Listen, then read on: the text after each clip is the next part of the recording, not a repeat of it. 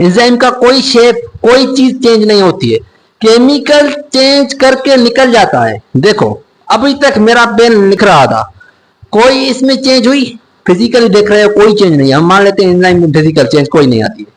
क्या इसमें shape change हुआ? नहीं हुआ, काम करके निकल जाएगी, कोई चेंज नहीं होगी। एंजाइम में भी कोई चेंज नहीं होते ड्यूरिंग केमिकल रिएक्शन, इस चीज को भी याद रखिए। Hello students, welcome my YouTube channel. आज स्टार्ट करते हैं एंजाइम। आज क्या चीजें पढ़ने वाले हैं, टाइटल क्या है, हमारा टॉपिक क्या है, इंट्रोडक्शन पढ़ेंगे एंड स्ट्रक्चर ऑफ एंजाइम पढ़ेंगे। फुल डिटेल में पॉइंट टू पॉइंट एक्सप्लेनेशन होगी, अंडरस्टैंडिंग होगी, क्वेश्चंस बताऊंगा किस तरह आ सकते हैं। हमने बायोलॉजिकल मॉलिक्यूल क्वालिटी क्वांटिटी के साथ खत्म कर दिया है, ठीक है। मुझे नहीं लगता अभी बायोलॉजी मगर मॉलिक्यूल किससे पढ़ने की जरूरत है, नहीं पढ़ो, कोई जरूरत नहीं है। इसका रिवीजन लगाना, जो नोट्स मुझसे बनाए हुए हैं ना मेरे लेक्चर से, उसका नोट्स लगवाना, उसकी रिवीजन लगवाना, क्वेश्चन प्रैक्टिस करना काफी है। अब बात करते हैं एंजाइम की। एंजाइम होता क्या है? सबसे पहले एंजाइम को कहा गया बायोकैटालिस्ट। एंजाइम को कहा गया बायोकैटालिस्ट। वेट करना, सारा कॉन्सेप्ट देता हूं, अभी सिर्फ एक चीज लिखा हूं, बायोकैटालिस्ट। एक सिर्फ कैटालिस्ट होता है, दूसरा बायोकैटालिस्ट। कैटालिस्ट इनऑर्गेनिक हो सकता है, बॉडी के इनसाइड भी हो सकता है, बाहर भी हो सकता है, बट बायोकैटालिस्ट हमेशा बॉडी में ही होगा और ऑर्गेनिक होगा। पहली इंपॉर्टेंट पॉइंट्स, ठीक है। एंजाइम की बात करें तो हमारे बॉडी में बहुत सारे केमिकल रिएक्शन होते हैं, जो बायोलॉजी का वर्ड मेटाबॉलिज्म। हमारे बॉडी में बहुत सारे मेटाबॉलिज्म होते हैं, कैटाबॉलिज्म, एनाबॉलिज्म। उनके लिए एनर्जी चाहिए होगी, जो हमारे body low temperature and standard pressure, low temperature and standard pressure हमारी बॉडी क्या करवाती है। ये जैसे आपका एंजाइम स्टार्ट हो रहा है, फर्स्ट नंबर पैराग्राफ पर लिखा हुआ है लो टेम्परेचर, लिखवा रहा हूं इसलिए क्वेश्चन आ सकता है। Low temperature and standard pressure, ठीक है। जो जो हमारे पास है, लो टेम्परेचर है, इतना तो नहीं है, और स्टैंडर्ड प्रेशर है। तो low temperature and standard pressure, जो भी केमिकल एक्टिविटी होती है ना, यहां पर इस कंडीशन में जो भी क्या होती है, केमिकल रिएक्शंस होते हैं, मान लेते हैं ये रिएक्शन चार्ट में, वो वेरी स्लो होते हैं। क्या होते हैं? पहला क्वेश्चन पहले ग्राफ में, पहले पैराग्राफ में वेरी स्लो होते हैं। क्या बताया दिया सर? ये बात हो गई। तो इसकी वजह से, वेरी स्लो होने की वजह से हमारे बॉडी की रिक्वायरमेंट कंप्लीट नहीं हो सकती, इसलिए एंजाइम हमारे बॉडी में वर्क करता है। सबसे पहले एक साइंटिस्ट था फ्रेडरिच, ठीक है, एक साइंटिस्ट था कौन? फ्रेडरिच। जिसने क्या किया, क्या एक कौन सा साइंटिस्ट था स्टूडेंट्स? Friedrich, Friedrich William. इन्होंने क्या किया, इन्होंने 1887 या 78 होगा, इन्होंने 1878 में एक क्या टर्म दिया, जिसे कहते हैं एंजाइम। एक टर्म के बारे में बताया जिसे कहते हैं एंजाइम। इन्होंने क्या बताया, इन्होंने यीस्ट से, मीन्स ग्रीक लैंग्वेज का ये वर्ड है, इनका मतलब है इनसाइड, इनका मतलब क्या है? इनसाइड, प्लस में यीस्ट, जाइम मीन्स यीस्ट। इन्होंने यीस्ट से इसको डिस्कवर किया, ईस्ट से, इन्होंने इसे यीस्ट से इसको डिस्कवर किया। इन्होंने क्या बताया? इन्होंने बताया कि एक ऑर्गेनिक सब्सटेंस है, इनको तभी पता चल गया था। तो एक ऑर्गेनिक सब्सटेंस है जो जो भी केमिकल एक्टिविटीज हमारे बॉडी में हो रही है, उनको स्पीड अप कर रहा है, उनको स्पीड दे रहा है, तेज कर रहा है। तो हम इसलिए इसकी डेफिनेशन लिखते हैं, the substance, the organic substance which catalyzing chemical activities, catalyzing chemical activities या केमिकल रिएक्शन, शॉर्ट में केमिकल रिएक्शन मीन्स ये क्या करवाता है, एक ऑर्गेनिक सब्सटेंस है जो केमिकल रिएक्शन को, केमिकल एक्टिविटी को क्या करता है, स्पीड अप करवाता है। इन्होंने ये बताया। उसके बाद इन्होंने कहा जो भी ऑर्गेनिक मीन्स क्या होते हैं, एंजाइम्स वगैरह होते हैं ना, वो सारे ऑलमोस्ट, अभी छोड़ो इसको। उसके बाद दूसरा साइंटिस्ट आया, Thomas H and Sydney Altmann. ठीक है, ये साइंटिस्ट आया। इन्होंने 1980 में इन्होंने कहा कि एक ऑर्गेनिक मॉलिक्यूल तो है, इन्होंने कहा एक ऑर्गेनिक मॉलिक्यूल तो है, वो प्रोटीनियस नेचर है। कौन सी नेचर है उसकी, प्रोटीनियस नेचर है। जो भी ऑर्गेनिक मॉलिक्यूल है वो प्रोटीनियस नेचर है, जो क्या कर रहा है, स्पीड ऑफ केमिकल रिएक्शन करवा रहा है। उसके बाद एक साइंटिस्ट आया, थॉमस केच, सिडनी अल्टमन। इन्होंने कहा कि नहीं, ये बात तो आपकी ठीक है, बट इन्होंने एक दूसरा डिस्कवर किया, कहां से, जिसकी नेचर थी, जो राइबो न्यूक्लिक एसिड थे, या ribo nucleic acid, ribo nucleic acid है। इन्होंने कहा कि ये भी एक एंजाइम की तरह काम करते हैं, ये भी एक क्या कर रहे हैं, एंजाइम की तरह काम कर रहे हैं। इनको नाम दिया गया राइबोजाइम, इनको नाम दिया गया राइबोजाइम। अभी राइबोजाइम का मतलब क्या है स्टूडेंट्स, देखिएगा स्टूडेंट्स, इधर देखिएगा, राइबोजाइम का मतलब क्या है, बिल्कुल आहिस्ता कर रहे हैं, समझना। Ribozyme, ribo means RNA, zyme means yeast, means ऐसा एंजाइम जो आरएनए कंटेनिंग हो, उसे राइबोजाइम कहेंगे। Means RNA containing enzyme, RNA containing enzyme, enzyme that is called ribozyme. ठीक है, और ये एक एक्सेप्शन है, ये एक क्या है, एक्सेप्शन है, जो प्रोटीन का नहीं बना हुआ। फॉर एग्जाम्पल, हमारे बॉडी में सेल होता है, हमारे बॉडी में सेल, सेल में डीएनए होता है। जब हमने ट्रांसक्रिप्शन पढ़ा था, जब हमने ribo biological molecule nucleic acid में जीन के बारे में पढ़ा था, हमने डीएनए के बारे में पढ़ा था, ट्रांसक्रिप्शन ट्रांसलेशन के बारे में पढ़ा था। वहां पर बात की तो डीएनए कन्वर्ट होता था एमआरएनए में with the help of enzyme RNA polymerase, RNA polymerase, RNA polymerase कौन सा एंजाइम है, राइबोन्यूक्लिक एसिड कंटेनिंग एंजाइम है, आरएनए कंटेनिंग एंजाइम है, जो क्या करवाता है, ट्रांसक्रिप्शन। कौन सा प्रोसेस, ट्रांसक्रिप्शन, जो आपको मैंने पढ़ा दिया है। ठीक है, इसकी हेल्प से ये एमआरएनए में कन्वर्ट हो रहा था।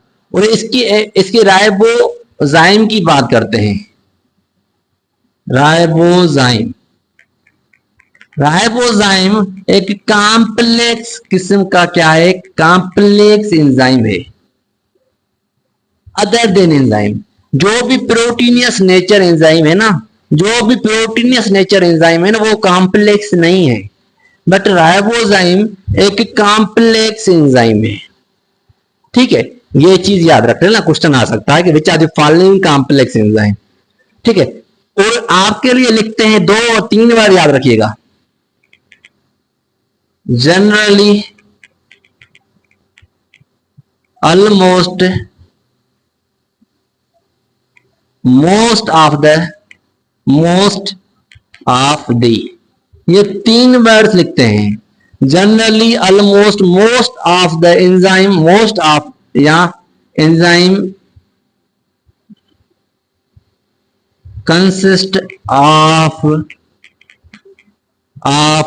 द प्रोटीन, प्रोटीनियस नेचर लिखते हैं। ठीक है, ये तीनों वर्ड्स याद रखिएगा। इससे क्वेश्चन में आ सकते generally, almost generally enzyme consist of proteinous nature, generally enzyme consist of proteinous nature, ribozyme, ribonucleic acid, तो proteinous nature, almost enzyme consist of, ठीक है, या most of the enzyme proteinous nature. ठीक है, ये तीनों वर्ड्स यूज करते हैं इसके लिए, इसलिए राइबोजाइम पर मत जाना, वो एक्सेप्शन है। ऐसे कह सकते हैं which are the following, which are the following enzyme not consist of protein, तो ये आ जाएगा, फिर राइबोजाइम आ जाएगा, फिर राइबोजाइम आएगा, ऐसे नहीं आएगा। ऐसे याद रखना तीन वर्ड्स, ये तीन वर्ड्स याद रखिएगा। उसके बाद आगे चलते हैं। अब भी कैरेक्टरिस्टिक ऑफ एंजाइम की बात करते हैं, कैरेक्टर्स ऑफ एंजाइम, नोट करो इसको, आगे चलते हैं। नीचे दिखाई तो दे रहा है, काम चल जाएगा अभी के लिए। देखो, बात करते हैं कैरेक्टर्स ऑफ एंजाइम, देखिएगा कैरेक्टर्स ऑफ एंजाइम, एंजाइम की कुछ कैरेक्टर्स हैं। पहला, एंजाइम क्या है, अभी अभी बताया, एंजाइम प्रोटीनियस नेचर है, प्रोटीनियस नेचर है उसकी, ठीक है। और किस प्रोटीन से बना हुआ है, globular tertiary protein, tertiary protein. Thank you sir, thank you sir, बिल्कुल सर। देखो, एंजाइम की बात करते हैं तो एंजाइम के आपके बुक में दो टाइप्स दिए गए हैं, एंजाइम के आपके बुक में दो टाइप्स दिए गए हैं, टू टाइप्स। इनकी डेफिनेशन नहीं लिखवा रहा हूं, कॉन्सेप्ट समझा दूंगा, ठीक है। एक को कहते हैं एक्सो एंजाइम, एक्सो एंजाइम, दूसरे को कहते हैं इंट्रो एंजाइम। एक्सो एंजाइम का मतलब है ऐसा एंजाइम जहां जिस सेल में पैदा हो उसी सेल में वर्क कर जाए, उसी सेल में काम करे, उसे एंडो एंजाइम कहोगे। एक्सो एंजाइम उसे नहीं कहना है। एक्सो एंजाइम उसे कहोगे कि एक सेल में काम किया, एक सेल में बना और बाहर जाकर अपना वर्क किया, तो उसे एक्सो एंजाइम कहोगे। चलो समझ में आ गया। कुछ टर्म्स दिए गए हैं कैरेक्टर्स में जो आपको आगे काम आएंगे, बेसिक है मैं करवा रहा हूं। देखो, पहला टर्म दिया है एक्टिव साइट, एक्टिव साइट के बारे में आगे पढ़ेंगे, इसके टाइप्स पढ़ेंगे, एक्टिव साइट उसके पार्ट्स पढ़ेंगे आगे। अभी समझ लो एक्टिव साइट क्या होती है। ऐसी साइट जिस साइट पर रिएक्टेंट ऑफ एंजाइम यानी सबस्ट्रेट अटैच हो, means such site which act on substrate, ऐसी साइट जिसके साइट पर सबस्ट्रेट अटैच हो। सबस्ट्रेट क्या होता है, आपका क्वेश्चन आ सकता है, ठीक है। देखो, मैंने क्या कहा, कैरेक्टर्स बता दिए सबस्ट्रेट के बारे में। देखो, ऐसी साइट जिस साइट पर क्या हो, आगे बताऊंगा, बनाकर बताऊंगा कौन सी एक्टिव साइट होती है, ठीक है। उस साइट पर क्या है, सबस्ट्रेट अटैच, उसे क्या एक्टिव साइट। और सबस्ट्रेट क्या है, रिएक्टेंट है। ये क्या है, रिएक्टेंट है, मींस जो रिएक्टेंट है, जो रिएक्टेंट है जो एक्टिव साइट पर अटैच होता है, क्या है, एक रिएक्टेंट है या molecule which act on active site, molecule which act on active site, ऐसा मॉलिक्यूल जो एक्टिव साइट पर क्या को अटैच हो, ठीक है। उसके बाद एक्टिवेटर के बारे में बताया गया है। ध्यान रखना, ये टर्मिनोलॉजी है, जब तक समझोगे नहीं तब तक कुछ भी नहीं आएगा।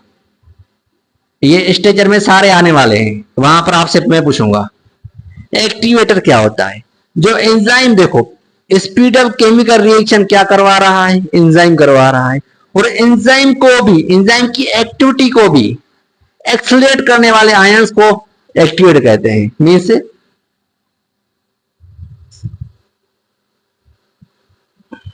Activity of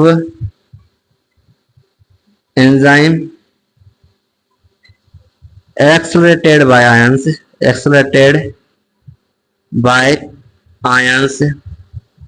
that is called activator। ये समझ में आ गया। चलो उसके बाद लास्ट टर्म दिया गया है आपके बुक में जिसे कहते हैं इनहिबिटर। अब ये चीजें याद रखने की है। इनहिबिटर ये क्या होता है? ये एक सब्सटेंस हो, ये एक फैक्टर है, it is a factor which affected activity of enzyme. क्या है ये? It is factor which inhibited activity of enzyme enzyme की एक्टिविटी को जो अफेक्ट करे उसे क्या कहोगे? इनहिबिटर। आगे लास्ट टॉपिक इनहिबिटर की होगी जहां पर हम इसके टाइप्स पढ़ेंगे, competitive inhibitor, uncompetitive, non competitive inhibitor. ठीक है, ये सारे पढ़ेंगे पर वेट करना पड़ेगा। चलो ये समझ में आया? बिल्कुल समझ में आना चाहिए। ठीक है, जिसका एग्जांपल है पीएच चेंज हो गई तो फिर भी काम नहीं बनेगा। टेम्परेचर ऑप्टिमम टेम्परेचर पर काम करते हैं एंजाइम। उसके बाद सबस्ट्रेट कंसंट्रेशन, एंजाइम कंसंट्रेशन, ये सारे पढ़ेंगे। ये सारे फैक्टर्स हैं, इनहिबिट करते हैं, केमिकल रिएक्शन को जो एंजाइम करवाता है उसको अफेक्ट करते हैं। ये चीजें पढ़ेंगे, आहिस्ता आहिस्ता पढ़ेंगे। ठीक है, मैं एनर्जी इतनी इसलिए यूज नहीं कर रहा हूं, इस वक्त बहुत गर्मी है। एनर्जी यूज करूंगा तो फिर काम नहीं बनेगा, इसलिए सुकून से पढ़ा रहा हूं। देखिएगा, नोट करो। हैं स्ट्रक्चर ऑफ एंजाइम की, देखिएगा। उससे पहले एक पॉइंट बताना चाहता हूं। एंजाइम केमिकल जब रिएक्शन होता है, नो चेंज एनीथिंग। एंजाइम का कोई शेप, कोई चीज चेंज नहीं होती है, केमिकल चेंज करके निकल जाता है। देखो अभी तक मेरा पेन लिख रहा था, कोई इसमें चेंज हुई? फिजिकली देख रहे हो कोई चेंज नहीं। हम मान लेते हैं एंजाइम में फिजिकल चेंज कोई नहीं आती है। क्या इसमें शेप चेंज हुआ? नहीं हुआ, काम करके निकल जाएगी, कोई चेंज नहीं होगी। एंजाइम में भी कोई चेंज नहीं होते ड्यूरिंग केमिकल रिएक्शन। इस चीज को भी याद रखिएगा। मैंने एक बार क्वेश्चन पूछा था, गलत आंसर मिले थे बहुत सारे, देखिएगा। अब बात करते हैं स्ट्रक्चर ऑफ एंजाइम में। स्ट्रक्चर ऑफ एंजाइम के 3-4 टर्म्स आपको मैंने पढ़ा दिए हैं। ठीक है, स्ट्रक्चर ऑफ एंजाइम डिटेल में पढ़ा रहा हूं क्योंकि हर एक यहां पर क्वेश्चन बन रहा है। जो भी बात लिख रहा हूं क्वेश्चन बनता है, किसी चीज को छोड़ ही नहीं सकता हूं। ठीक है, मजबूर वफा है, वफा को मत समझिएगा, पढ़ेगा, मेहनत करिए। इधर देखो, बस पोएट्री को छोड़ते हैं। अभी देखो स्ट्रक्चर ऑफ एंजाइम में देखेंगे तो सबसे पहले इसका 3 डायमेंशनल स्ट्रक्चर होता है। 3 डायमेंशनल स्ट्रक्चर होता है। मैंने ये चीजें नहीं पढ़ाई थी आपको जब टर्शियरी मींस एंजाइम पढ़ाया, टर्शियरी स्ट्रक्चर पढ़ाई थी, क्वाaternary, तो ये चीजें नहीं पढ़ाई थी क्योंकि आपके सिलेबस में थी ही नहीं। क्यों पढ़ाऊं? बस थोड़ा इंट्रो देकर मैं निकल गया था। ठीक है, देखो ये 3 डायमेंशनल स्ट्रक्चर होती है क्योंकि ग्लोब्यूलर टर्शियरी प्रोटीन की बनी होती है। टर्शियरी स्ट्रक्चर, ग्लोब्यूलर और टर्शियरी स्ट्रक्चर होती है, टर्शियरी स्ट्रक्चर होती है। ठीक है, उसके बाद बात करते हैं सबस्ट्रेट की। सबस्ट्रेट है क्या? अब यह भी बताया, सबस्ट्रेट एक मॉलिक्यूल है जो एंजाइम की एक्टिव साइट पर अटैच होता है। मींस सबस्ट्रेट एक अदर वर्ड्स में दैट इज अ रिएक्टेंट। ठीक है, यहां इट इज डेफिनेशन की बात करते हैं। It is molecule that act on active site of an enzyme, active site of an enzyme. ठीक है, डेट इज सबस्ट्रेट। उसके बाद एक्टिव साइट की अभी डिटेल पढ़ने वाले हैं। Active site it is a part of enzyme. Active site क्या है? देखो इस तरह बनवाऊंगा आपको एंजाइम। ये फॉर एग्जांपल मान लो ये एक एंजाइम है, ये जो साइट है इस साइट को एक्टिव साइट कहते हैं, एक्टिव साइट। ठीक है, और जहां पर जो ये इस तरह, और ये देखो इस तरह जिसका शेप है, ये एक सबस्टेंस है जिसे सबस्ट्रेट कहते हैं, जिसे क्या कहते हैं, सबस्ट्रेट कहते हैं। और यहां पर ये अटैच होगा, वो कन्वर्ट हो जाएगा, आगे बताऊंगे, अभी छोड़ो, यहां पर प्रोडक्ट में कन्वर्ट हो जाएगा इस तरीके से, आगे पढ़ेंगे। एक्टिव साइट है क्या, it is site of enzyme where substrate are attach. It is, हम इसको थोड़ा सा डिफिकल्ट और मोर कॉम्प्लेक्स करके बताता हूं आपको थोड़ा सा, देखो कैसे। Means it is charged place of an enzyme where act on substrate. ऐसी site charge on place, charge on site, ऐसी साइट जिसके साथ क्या हो, सबस्ट्रेट एक्ट करे, जिस पर सबस्ट्रेट एक्ट करे उसे कहोगे एक्टिव साइट। जे हम एक्टिव साइट की बनावट की बात करते हैं, ये आने पता है कि नहीं? एक मिनट स्टूडेंट्स, सिर्फ एक मिनट दीजिएगा।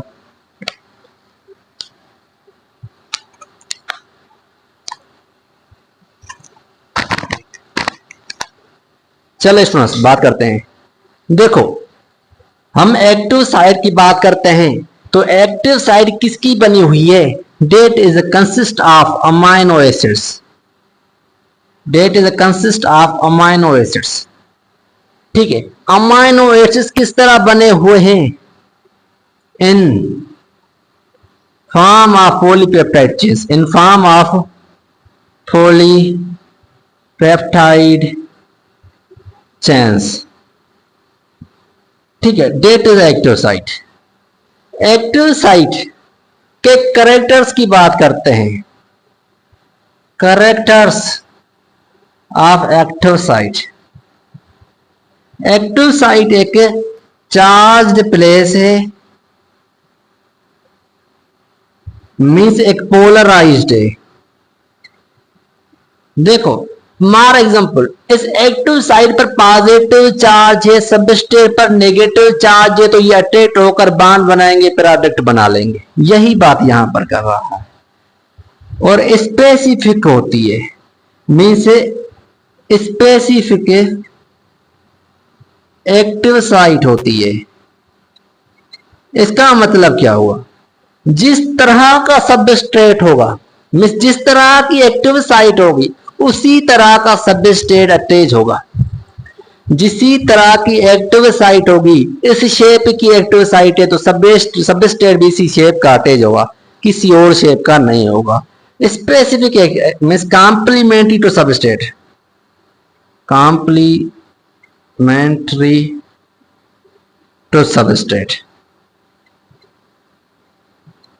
ये 3 पॉइंट्स आपको कैरेक्टर्स में याद रखना चाहिए। बात करते हैं, एक्टिव साइट पर 2 साइड्स होती हैं। एक्टिव साइट में 2 साइड्स होती हैं। एक्टिव साइट में 2 साइड्स होती हैं। मैंने बात की एक्टिव साइट की, इसमें 2 साइट होती हैं। एक को कहते हैं बाइंडिंग साइट, दूसरे को कहते हैं कैटालाइटिक साइट। 2 साइड्स होती हैं, ठीक है, याद रखिएगा।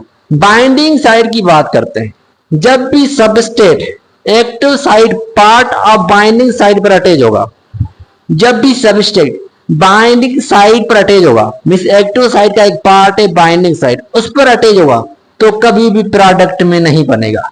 Means substrate not convert into product because it is attach on binding site. और यहां पर फिजिकल कांटेक्ट होता है, कोई केमिकल बात नहीं होगी, यहां पर फिजिकल मींस यहां पर हाइड्रोजन बॉन्डिंग होती है। हाइड्रोजन बॉन्ड होता है, हाइड्रोफोबिक अट्रैक्शन होती है, फोबिक अट्रैक्शन होती है। चलो पॉइंट्स क्लियर हो गए। यहां पर आ जाओ, catalytic site, that is the most important side of chemical reaction. When substrate attaches on catalytic site, so convert into product, because substrate attach on active site of enzyme, so covalently bonded. मैंने बताना था, कुछ समझे नहीं समझे? अभी इधर देखो, देखो catalytic site that is the most important. यहां पर जब भी सबस्ट्रेट अटैच होगा, जहां पर जब भी सबस्ट्रेट अटैच होगा तो ये कन्वर्ट हो जाएगा प्रोडक्ट में, ठीक है। और यहां पर सबस्ट्रेट जब अटैच होगा तो बॉन्ड बनेगा कोवलेंट बॉन्ड, कोवलेंट बॉन्ड बनाएगा, ठीक है। Most important point.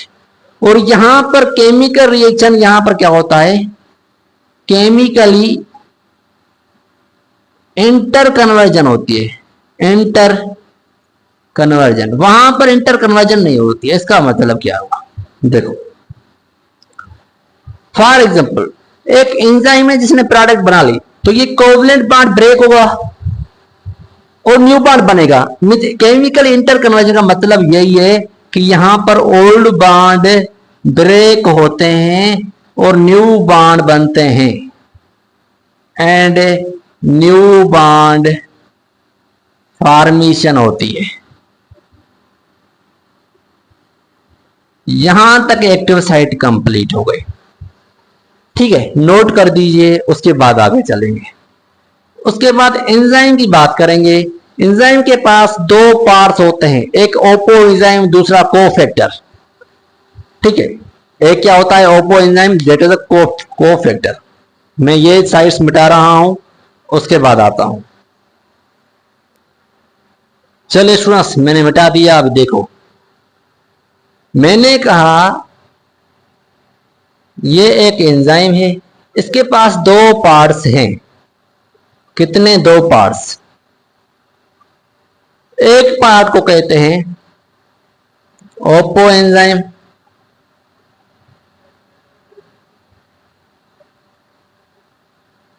दूसरे को कहते हैं cofactor. Cofactor that is the most important. Apoenzyme क्या है? इज अ एपो एंजाइम भी कह सकते हो। That is a protein part, protein part. जो कोफैक्टर होता है ये नॉन प्रोटीन पार्ट, और ये एपो एंजाइम से लूजली अटैच होता है, लूजली अटैच्ड है। और ये इनएक्टिव पार्ट होता है, ये inactive. When no attached on cofactor, जब भी कोफैक्टर से अलग होगा तो apoenzyme that is a inactive form, active form में नहीं होगा। ये याद रखिएगा। कोफैक्टर के और दो टाइप्स होते हैं, एक को कहते हैं ऑर्गेनिक, दूसरे को कहते हैं इनऑर्गेनिक, ठीक है। फैक्टर के दो पार्ट्स, एक ऑर्गेनिक, दूसरा इनऑर्गेनिक। जो ऑर्गेनिक होते हैं उनके बारे में आपको बता दिया है, जैसे मेटालिक आयन,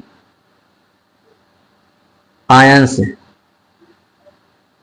जैसे मैग्नीशियम, मैग्नीज, जिंक, ठीक है। ये सारे एज वर्क करते हैं एक्टिवेटर, एक्टिवेटर के बारे में आपको बताया हुआ है, ठीक है। और इसकी अटैचमेंट की बात करें, जो डीअटैचेबल होते हैं, ऐसे ये एंजाइम से कभी भी अटैच नहीं होगा, बट जब सबस्ट्रेट बाइंडिंग ऑन एंजाइम, या इन एंजाइम लिख लो, यहां पर आप देख लेना, enzyme so attach with cofactor, ये मेटालिक आयन तब तक कोफैक्टर से एंजाइम से अटैच नहीं होता जब तक ये एंजाइम सबस्ट्रेट से बाइंड ना हो, और एंजाइम कभी भी एक्टिविटी विदाउट कोफैक्टर नहीं करता, क्योंकि उसको एक्सीलरेट, उसको रेस देने वाला, उसको फ्यूल देने वाला ये कोफैक्टर ही होता है। और कोफैक्टर ओपो एंजाइम अलग अलग कभी भी रिएक्ट नहीं कर सकते, कभी भी केमिकल रिएक्शन नहीं करेंगे कोफैक्टर एपो एंजाइम, जब दोनों मिलेंगे तभी रिएक्शन कर सकते हैं। देखिएगा, ऑर्गेनिक के भी दो फॉर्म होते हैं, एक को कहते हैं ऑस्टेटिक ग्रुप, और इसका जो होता है कोवलेंट बॉन्ड होता है, इसके पास कोवलेंट बॉन्डिंग होती है विथ एंजाइम, और ये परमानेंट पार्ट होता है, पार्ट ऑफ एंजाइम। उसके बाद को enzyme loosely attach with enzyme, loosely क्या होगा स्टूडेंट्स, लूजली अटैच होता है, लूजली बॉन्ड होता है, लूजली अटैच्ड। ठीक है, जैसे इसका एग्जांपल जो है ना, निकोटीन, विटामिन, ये इसके एग्जांपल्स हैं कोएंजाइम के, यहां तक नोट करो। उसके बाद आगे चलते हैं, एंजाइम के, ये मिटाओ इस साइड को, स्क्रीनशॉट वगैरह ले लो। एंजाइम दो टाइप्स के होते हैं, एक को कहते हैं सिंपल एंजाइम, जो सिर्फ प्रोटीन पार्ट का बना होता है, जिसे कहते हैं एपो एंजाइम, मैंने आपको पढ़ाया हुआ है इसलिए जल्दी। दूसरा होता है कॉन्जुगेटेड एंजाइम, जो protein part means apo enzyme plus में कोफैक्टर से बनता है, इसको कहते हैं होलो एंजाइम। होलो एंजाइम देखो, ना कोफैक्टर एक्टिविटी करता है, मींस ना एपो एंजाइम एक्टिविटी करता है, कंप्लीट एक्टिविटी करता है holoenzyme, complete activity, that is complete enzyme, it is holoenzyme. जो होलो एंजाइम की बात करें तो ये होलो एंजाइम इधर दे दो, होलो एंजाइम, ये इसका फार्मूला भी बन गया। ठीक है, जब होलो एंजाइम से ओपो एंजाइम को माइनस करोगे तो कोफैक्टर बचेगा। ठीक है, जब आप क्या करोगे, ओपो एंजाइम कोफैक्टर को मिलाओगे तो होलो एंजाइम बनेगा, ये इसका फार्मूला हो गया। समझ में आ गया? ये सारी स्ट्रक्चर थी एंजाइम की, जो आपको थ्योरेटिकली मैंने समझा दी। आगे इंशाल्लाह रिएक्शंस वगैरह आएंगी, आपको स्ट्रक्चर में से समझाऊंगा आहिस्ता आहिस्ता। आज के लिए लेक्चर यहां पर होता है कंप्लीट। अभी के लिए अल्लाह हाफिज़, दुआ में याद रखिएगा।